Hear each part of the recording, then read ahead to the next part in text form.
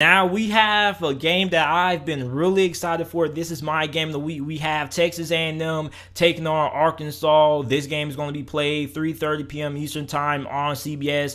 A&M is a 5.5 point favorite. Now, you guys know, if you guys are, watching this from an Arkansas fan perspective, you guys know that I am a temporary Arkansas fan for this season, because every year I get behind, what's this year's Cinderella. Okay, last year was Indiana. I rooted for Indiana. The year before that it was Minnesota, and the year before that it was UCF. And I always like rooting for Cinderella stories. I always like rooting for the underdog, and I've been telling a lot of people before the season that I believe that Arkansas is going to end up being the second best team in the SEC West this year, behind Alabama. And a lot of people disagree with that. Well, this is the game that I'm either going to be proved right or I'm going to be proved wrong, because a lot of people are really high on Texas A&M, and a lot of people still believe that Texas A&M can win this game, even with having a backup quarterback in Zach Calzada, which Zach Calzada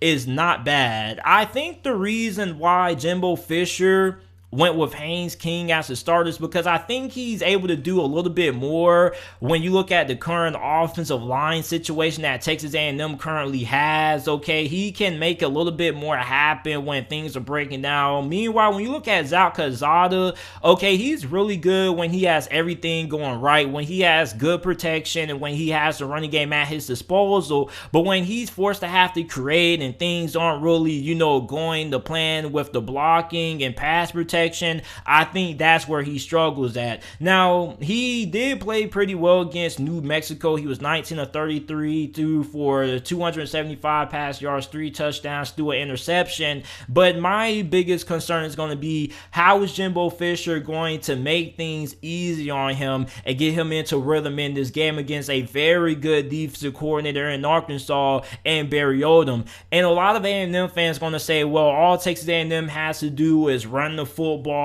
and they should win this game. I don't really think that's a fair statement to make. Like, even if Texas A&M has success running the football with Spiller, I do feel like they're still going to need Calzada to make some big throws in this game, because I don't think that this is the Arkansas team that a lot of you Texas A&M fans believe that has been of the past. Okay, like, this is the best Arkansas team that Texas A&M has played in a very long time. And a lot of people are asking the question, should Texas A&M be on upset alert? You're damn right you should be, because this Arkansas team is for real. A lot of people keep sleeping on this Arkansas team. A lot of people aren't sold because they beat Texas. They're like, oh, well, they just beat Texas. Texas isn't all that great. Okay, keep sleeping on Texas. This is the game that Texas is going to surprise a lot of people.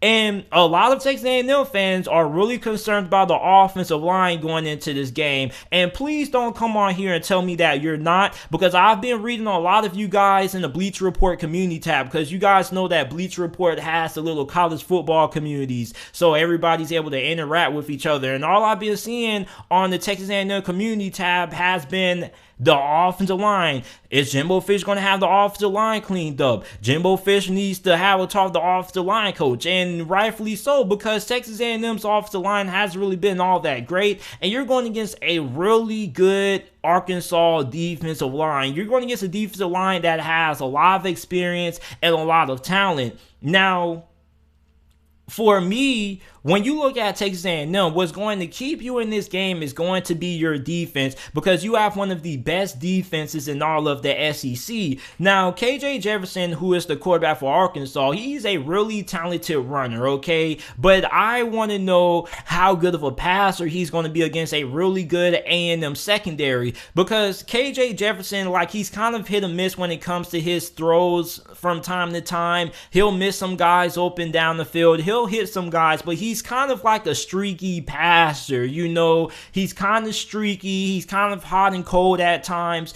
And Arkansas has a really good rotation of running backs in Traylon Smith, AJ Green, Raheem Saunders, Dominique Johnson. But I really feel like for KJ Jefferson, although we know he can do with his legs, if he's going to be able to lead Arkansas to a victory, he's going to have to be able to make some throws down the field. And the question isn't really wide receivers, because I do feel like Arkansas has a really good group of wide receivers. My question really comes to, how good of a passer is KJ Jefferson? He hasn't really been tested. So when you look at this Texas A&M secondary, this is a really good group. So I want to see how's his decision making going to be, how's his accuracy going to be, because there hasn't really been a lot of games where Arkansas really has had to have big plays because they've been so dominant running the football. And their offensive line, in my opinion, is the best offensive line in the SEC this year, going against a really good Texas A&M defensive line and a really good front seven. So I think that for both of these two teams, these two quarterbacks are going to have to be able to win this game, at least making a couple of big throws.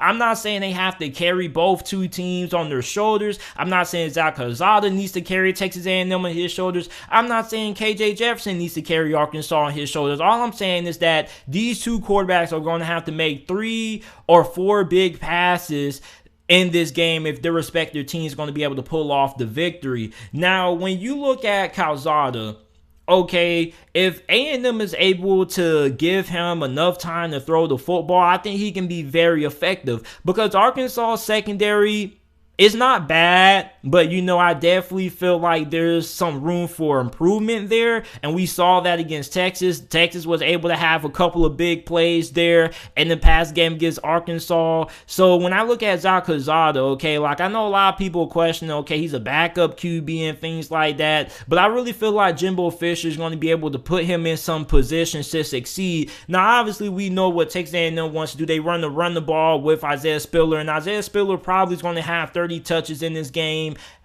at least at minimum, at least 20. And I think for Arkansas, it's going to be really big to force Texas A&M to have to beat you throwing the football. And you can probably say the same thing with KJ Jefferson, but the thing with KJ Jefferson is, even if you're going to force him to beat you in passing situations, he still is a threat with his legs, which makes him such as a good dual threat QB. So this is probably going to be a defensive battle. There's probably going to be a lot of great defense being played in this game, and this game is going to come down to which team is going to be able to have less costly penalties, which team is going to be able to,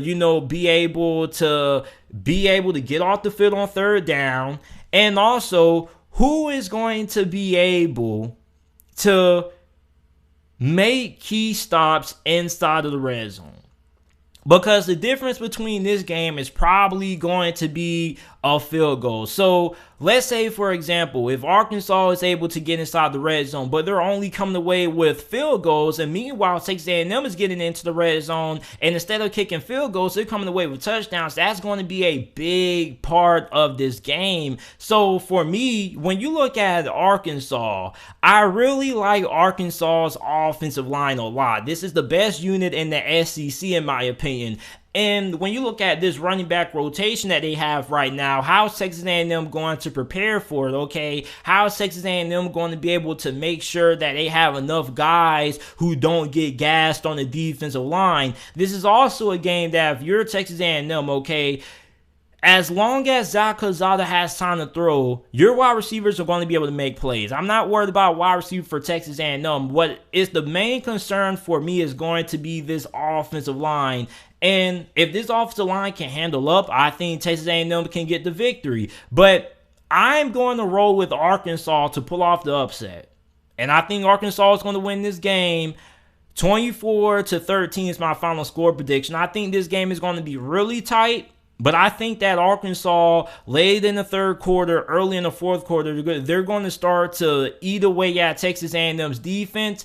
And I trust Arkansas's offense way more than I trust A&M's offense. And the reason why isn't because I don't believe in Zach Calzada. I think he's more than capable of being able to get the job done. I don't trust Texas A&M's offensive line. And a lot of you A&M fans can downplay it all you want to, but you know deep down inside that you're concerned about this offensive line. And football is still won and lost inside the trenches. And when you look at how good Arkansas's defensive line is, this is a really good group. And I think Barry Odom only uses he only rushes like 3 D linemen. So there's going to be a lot of pressure. They don't really blitz all that much often. So when you look at Texas A&M, you're going to have the opportunity to get some big plays here and there. You're going to have some big plays that could come from what your wide receivers are able to do underneath with the ball in their hands. But overall, I don't think that offensive line for A&M is going to be able to hold up. And I'm going to take Arkansas to get the upset. 24-13 is my final score prediction. You know, this is a college football season that's really unpredictable.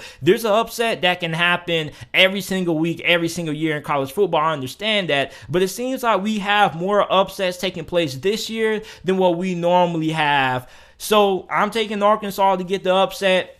I think that the Razorbacks are going to be able to get the victory. Am I being a little bit biased? Maybe, because, you know, Arkansas is the team that I am getting behind of. I am a temporarily fan of since the Hurricanes suck. And I'm rooting for Sam Pittman. Sam Pittman has done a wonderful job turning around this Arkansas program. But they're going to get tested in this game. And they have Georgia coming up. But I believe that they're going to be able to win the battle up front. And even though this game is going to be a slugfest, I really feel like the offensive line for Texas A&M is going to be the reason why they lose this game. I really feel like this offense is going to struggle and this defense is going to be on the field for a little bit more than what they would like to. And Arkansas, even though they may not, you know, get a lot of things going offensively early, I feel like they're just going to keep eating at that Texas A&M defense. And eventually the third, early of the fourth quarter, that's where we're going to start seeing Arkansas doing a lot of damage with that great running back group that they have with Traylon Smith,